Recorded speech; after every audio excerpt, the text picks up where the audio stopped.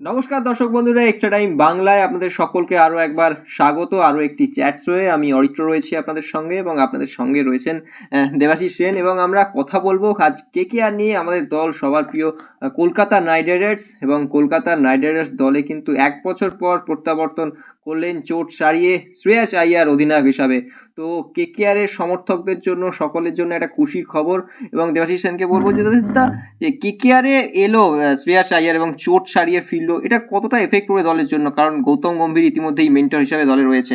দেখো, অনেক জল্পনা চলছিল গত কয়েকদিন ধরেই অরিত্র, যে নীতিশ রানা যেহেতু গত বছরের ক্যাপ্টেন ছিল, নীতিশ রানাকেই হয়তো রাখা হবে অ্যাজ ক্যাপ্টেন। কিন্তু যেই মুহূর্তে শ্রেয়াস আইয়ার ফিট হয়ে যায় তখন কিন্তু অবশ্যই এটা জল্পনা আরো জোরদার হয় যে তাহলে কি শ্রেয়াস ফের প্রত্যাবর্তন করে, এবং আখেরে কিন্তু সেটাই হলো। কেননা কেকেআর ম্যানেজমেন্ট কিন্তু সিদ্ধান্ত নিল যে যে এবং এবং এটা সঠিক সিদ্ধান্ত। এটা কি প্রত্যাশিত ছিল কেকেআর এর জন্য? অবভিয়াসলি প্রত্যাশিত ছিল, এই কারণেই যে শ্রেয়াস আইয়ার তো টিম ইন্ডিয়া ক্রিকেটার, সেখানে তো এবং রেগুলার প্লেয়ার ইন্ডিয়ান টিমে অ্যাক্রস দ্য ফরম্যাট। তুমি টেস্ট ম্যাচ বলো কি ওয়ানডে বলো কি টি20 বলো, প্রতিটা ফরম্যাটে শ্রেয়াস আইয়ার রেগুলার। সুতরাং অবভিয়াসলি তো তাকেই তো ক্যাপ্টেন্সি করানো উচিত। তো সুতরাং কেকেআর একদম সঠিক সিদ্ধান্ত নিয়েছে। Shreyas Iyer senior cricketer, team ইন্ডিয়ার রেগুলার ক্রিকেটার, সুতরাং এবং ক্যাপ্টেন্সি এমন নয় যে হঠাৎ করে তাকে ক্যাপ্টেন করা হলো। তা তুমি যেটা বললে যে প্রত্যাবর্তন ঘটলো অ্যাজ ক্যাপ্টেন, মানে আবার তাকে কেকেআর ফিরিয়ে আনলো অ্যাজ এ ক্যাপ্টেন, কেন চোটের জন্য বাদ পড়ে মানে খেলতে পারেনি। তো আমি বলবো এটা একদম যুক্তিযুক্ত সিদ্ধান্ত। এই জায়গাটা থেকে গৌতম গম্ভীরকে মেন্টর করে আনা হলো নাইট রাইডার্স দল, এবং গৌতম গম্ভীর এবং শ্রেয়াস আইয়ার জুটি, এই দুটো জুটি কিরকম এফেক্ট পড়বে? না, অবভিয়াসলি যে গৌতম গম্ভীরের মেন্টর হওয়ার পরে কিন্তু একটা খবর দানা বাজছিল যে গৌতম গম্ভীরও যেহেতু দিল্লির ক্রিকেটার এবং নীতিশ রানাও যেহেতু দিল্লির, সুতরাং হয়তো গম্ভীর আর নীতিশ রানা একসঙ্গে টাই আপ করবে, কিন্তু সেটা হলো না। কার্যত কেকেআর ম্যানেজমেন্ট কিন্তু পরিষ্কার করে দিল যে যে যোগ্য তাকেই নেতৃত্ব দেওয়া হলো। কেননা এই ক্ষেত্রে শ্রেয়াস আইয়ার বলবো যে দেখো, মানে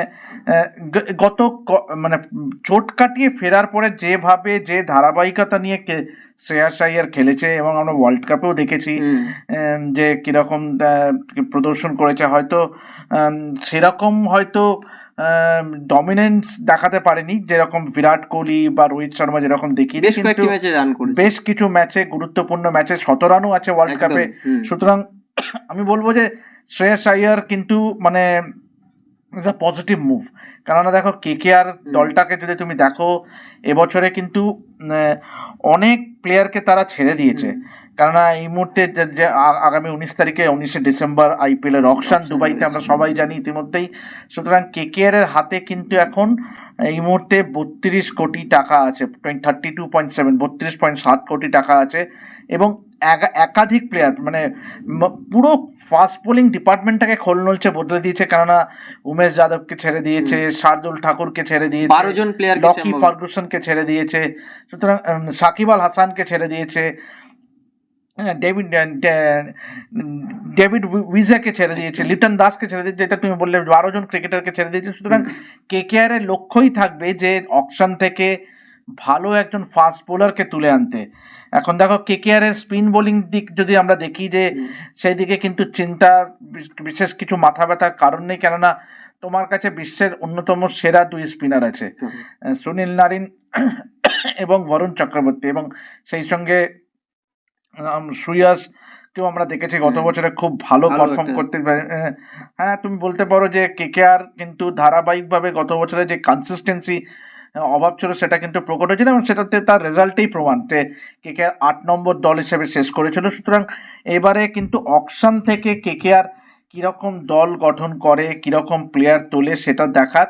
কেন কেকেআরের বিরুদ্ধে বরাবরই একটা অভিযোগ যে কেকেআর খরচ করে না, মানে খুব একটা ভালো খরচ করে দল করে না, কিন্তু সেই এটাকে ভাঙার এবারে দরকার আছে। কেননা দেখো, IPL জিততে গেলে তোমাকে ভালো ভালো ইন্ডিয়ান প্লেয়ার তুলতে হবে, এবং কেকেআর শার্দুল ঠাকুরকে প্রায় অনেক টাকা দিয়ে গত বছরে নিয়েছিল, প্রায় আমার যদি খুব ভুল না থাকে যে 10 কোটি টাকারও উপরে খরচ করেছিল শার্দুল ঠাকুরকে নিতে। সুতরাং শার্দুলকে ছেড়ে দিয়ে শার্দুলকে আবার ফের নিতে পারে কম টাকায়। আচ্ছা। যে শার্দুলকে ছেড়ে দেওয়ার পেছনে যুক্তি থাকতে পারে যে কম টাকায় আবার অকশন থেকে তুলে নিতে পারে, কারণ দেখো তোমাকে ভারতীয় একটা ফাস্ট বোলার নিতেই হবে, বিদেশি যেরকম ফাস্ট বোলার নিতে হবে, পাশাপাশি তোমাকে একটা ভালো ভারতীয় ফাস্ট বলার নিতে হবে, যেটা তুমি দেখো যে বাকি যে অন্যান্য দলগুলো দেখো, মুম্বাই ইন্ডিয়ান্সের জসপ্রীত বুমরা আছে, গুজরাট জায়ান্টসের মোহাম্মদ শামি আছে। সুতরাং তোমাকে একটা ভালো মানে কারেন্ট টিমের একটা কোনো ইন্ডিয়ান ফাস্ট বোলারকে নিতেই হবে, কেননা ও কিন্তু রেগুলার খেলবে টিমে। যদি চোট আঘাত প্রবণতা যেটা শার্দুলের ছিল, যদি চোট না থাকে এমন একজন বোলারকে তুলতে হবে যে রেগুলার কিন্তু যে চোটগ্রস্ত নয়। সুতরাং এটার দিকেও কিন্তু তাকিয়ে থাকতে হবে। এবং আরেকটা জিনিস যেটা হচ্ছে আন্দ্রে রাসেলকে নিয়ে আমরা একটু কথা বলবো, কারণ আন্দ্রে রাসেলকে আমরা দেখলাম যে একটা আন্তর্জাতিক ক্রিকেটে দুর্দান্ত ফর্ম নিয়ে প্রত্যাবর্তন করলো, এবং কেকেআর এর জন্য, কারণ সামনেই আইপিএল, কেকেআর এর জন্য এটা কতটা প্লাস পয়েন্ট হবে? অবশ্যই খুব বড়। ইংল্যান্ডের সঙ্গে যে প্রথম টি20টা ছিল বারবাডোসে, সেখানে কিন্তু অ্যান্ড্রে রাসেলের প্রদর্শন ছিল মানে অত্যন্ত ঈর্ষণীয়, কেননা 3 উইকেট তুলে নিয়েছিল 19 রান দিয়ে, এবং পাশাপাশি 29 রানের একটা ঝোড়ো ইনিংস 14 বলে। সুতরাং অ্যান্ড্রে রাসেল এবং ম্যাচ শেষে অ্যান্ড্রে রাসেলকে প্রশ্ন করা হয় যে আপনার ভবিষ্যৎ কি নিয়ে যদি আপনি কি যদি একটু বলেন, তো বলেছিল একটা কথা আমার এখনো মনে আছে যে আই হ্যাভ মানে এখনো কিন্তু অনেক খিদে আছে আমার মধ্যে, এখনো কিন্তু আমার ক্রিকেটের অনেক খিদে আছে। সুতরাং আমি তখনই সিদ্ধান্ত নেব আমি কি করব আগামী বিশ্বকাপ যেটা হতে যাচ্ছে ক্যারিবিয়ানে, টি20 ওয়ার্ল্ড কাপ নেক্সট ইয়ারে, সেইটা দেখে আমি আমার পরবর্তী পদক্ষেপ নেব যে আমি খেলা চালিয়ে যাব না কি আমি অবসর নেব। কেননা দেখো অ্যান্ড্রে রাসেল আমরা জানি যে টি20 বিশ্ব ক্রিকেটে কিন্তু একটা বড় নাম, কেননা গোটা বিশ্বে যেখানেই টি20 লিগ হয় অ্যান্ড্রে রাসেল কিন্তু মানে he adds lot of value to the team. সুতরাং আমি মনে করি যে এটা একটা খুব বড় প্লাস পয়েন্ট কেকেআর এর জন্য।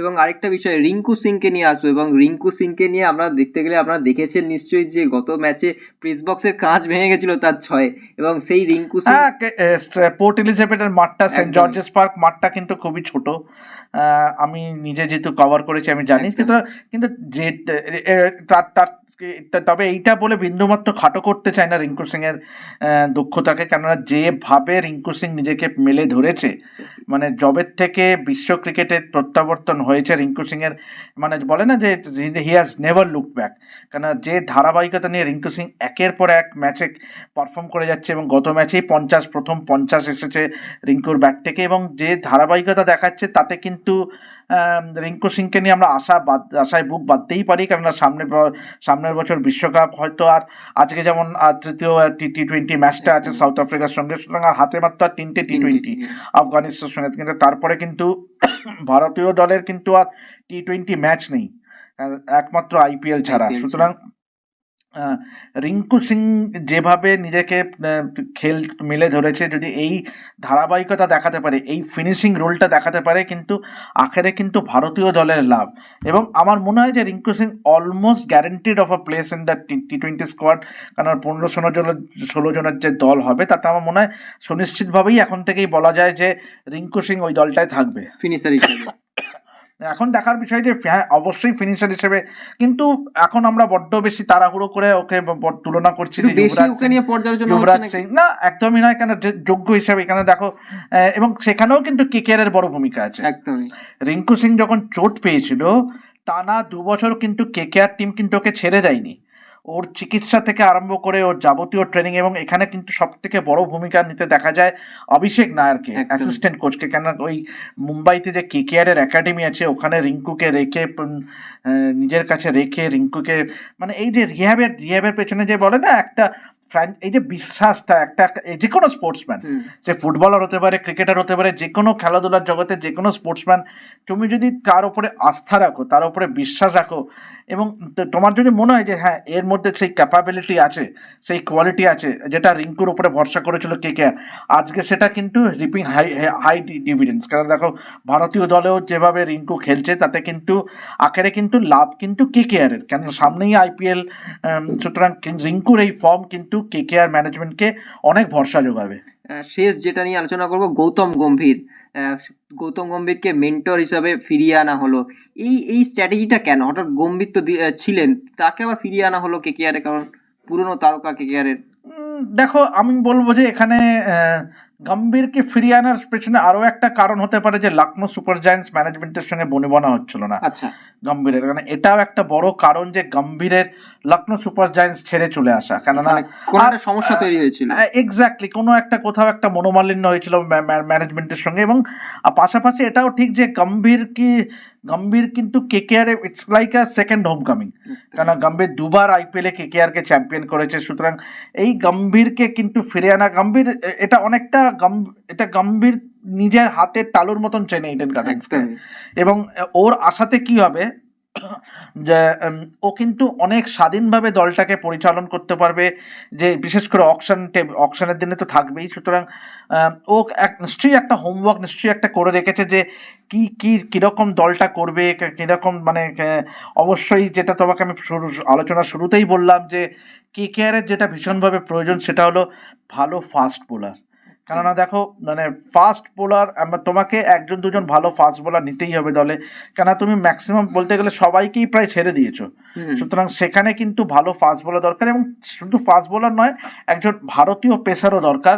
এবং আমার গৌতম গম্ভীরের মতন বিচক্ষণ কেউ হতে পারে না, কেননা ও যেভাবে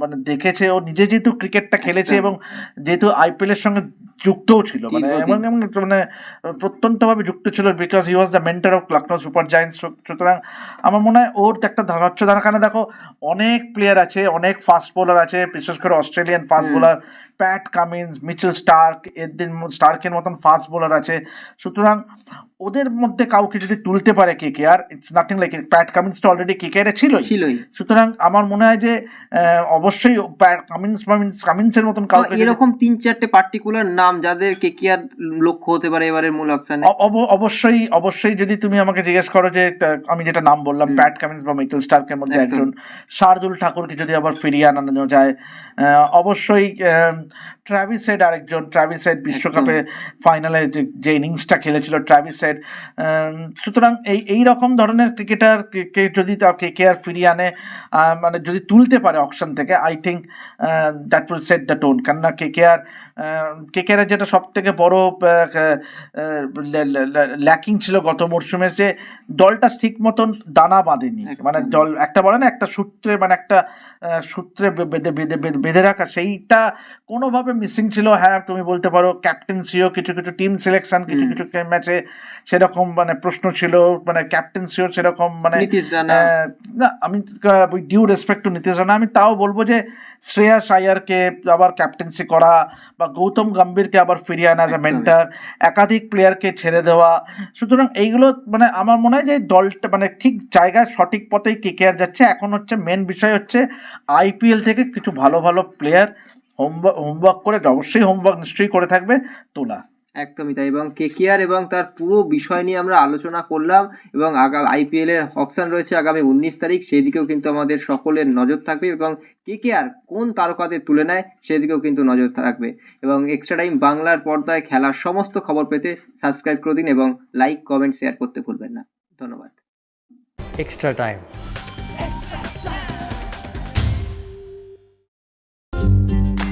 লেটেস্ট নিউজ আর এক্সক্লুসিভ ভিডিওর সঙ্গে আপডেট থাকতে এখনই সাবস্ক্রাইব করুন আমাদের ইউটিউব চ্যানেল। বেল আইকনে ক্লিক করতে ভুলবেন না যেন।